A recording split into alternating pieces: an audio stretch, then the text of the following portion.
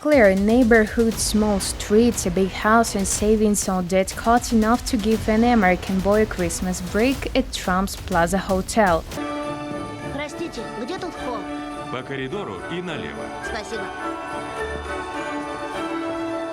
Yet, the only way to enter the American dream are blue screens with champagne and looks at the ocean, the land of opportunity with high living standards, milk and honey, and the states of liberty all around. If you want to be rich, not tomorrow, not the day after tomorrow, but right now. Hollywood. And if you turn off the main streets, the picture is nowhere near as bright.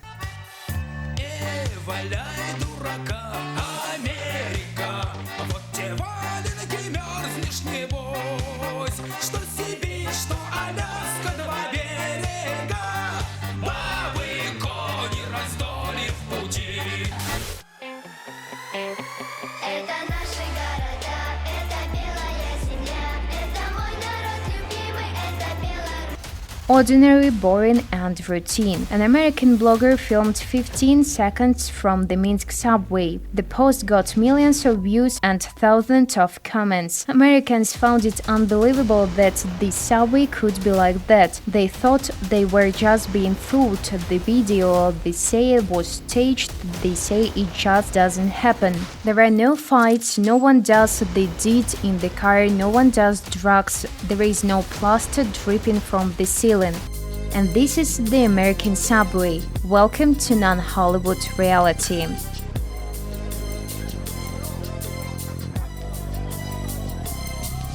They don't show that in Hollywood with its beautiful cottages, swimming pools and expensive parked cars, but poor people, alcohol and drug addicts are a kind of artistic, surreal fiction that is barely noticeable. These are allegedly marginals that exist in all countries, and the US has got the highest GDP per capita. It also leads in terms of the number of billionaires and millionaires. This is a statistics you can't argue with. Or here's another statistic. Against this background, 38 million people in the United States live in poverty. 600,000 are homeless. This is a shocking number for the world's largest economy, 30% of whom are families with children. Poverty is the fourth leading cause of death in the United States. On average, 500 people die of poverty every day in the States. Homeless people sleep right in the subway. Social injustice. Surprisingly, New York has 3 vacant apartments for every migrant,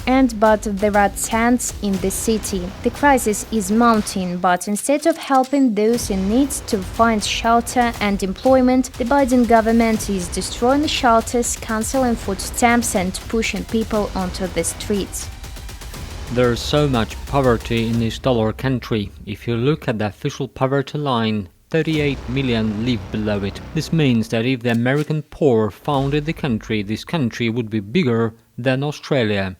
The global gap between extreme wealth and extreme poverty. COVID has revealed many problems. In 2020, the impoverishment of the people of the states became so acute that millions of people could not even buy Christmas presents for their families. First, the level of public debt load in the states is enormous. They always lived there on credit and nobody was embarrassed. However, losing a job automatically means losing a home. If the money is not enough for just one, even the last payment, pack up your things and leave, like Jean, mother of 5 children. She lives in a roadside hotel. We once had a house, a car, I lost my job and couldn't find another one. We lived on savings. We lost our house because of it and moved here. At some point when all this happens, you feel like a failure, and then you think there are people who are worse off than you. There are people who live under bridges. I want a home for my kids and just a good, stable job. That's all I want. says a multi-child mother. Belarus, with this socially oriented public policy, is undoubtedly spoiled. It's hard to imagine anything else, especially watching the Hollywood movies. We have family capital that can be the basis for housing. In the richest country in the world, a mother with many children has to manage her problems by herself.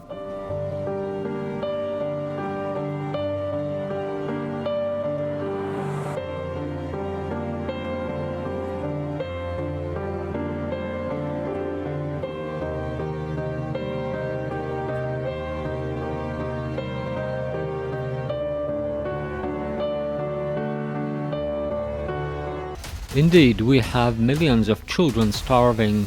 At the same time, if a bailout is suddenly needed for some bank that, because of the inaptitude of its executives, is on the verge of bankruptcy, this is where the state, without a blink of an eye, allocates, say, $300 billion. That money naturally comes out of taxpayers' pockets. Or it supports one side of a regional conflict thousands of miles away, as is the case with Ukraine, when hundreds of billions of dollars are allocated. Indeed, what is happening in the United States right now is a real tragedy. People, as soon as they suddenly lose their jobs, they lose almost everything in their lives. They lose their homes, they lose their cars, they lose their families. Of course, those who are not strong find solace in drugs.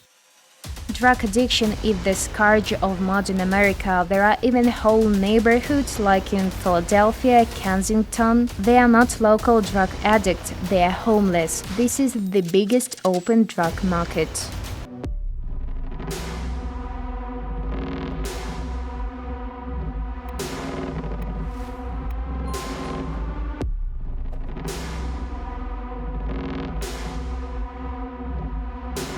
It's a real cemetery.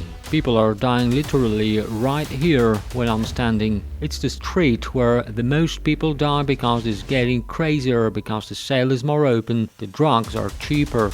There's more potential for you to be in danger and trouble. Every day there are crimes here, people shoot here, no matter what happens, life goes on like this. Every day, someone dies of either an overdose of murder or someone is stabbed or hit in the head, says a local Afro-American. There are beautiful women and girls on the streets, and for the sake of a dose, all of them are engaged in prostitution. And Philadelphia is not the only city like that. Oklahoma is a garbage town where people live. San Francisco, the city, has been literally drowning in human waste products for several years. 38 million people. And from birth, they are surrounded by social injustice, total unemployment, slave labor, and low wages. There are incredibly high rates of crime, drug and alcohol addiction. But did Biden or his predecessors solve these problems? America always made money from the wars, eventually defeating the Great Depression. But that hope is not for everyone. It's only for Biden, congressmen, millionaires, and billionaires. Of course, Hollywood won't tell you about it.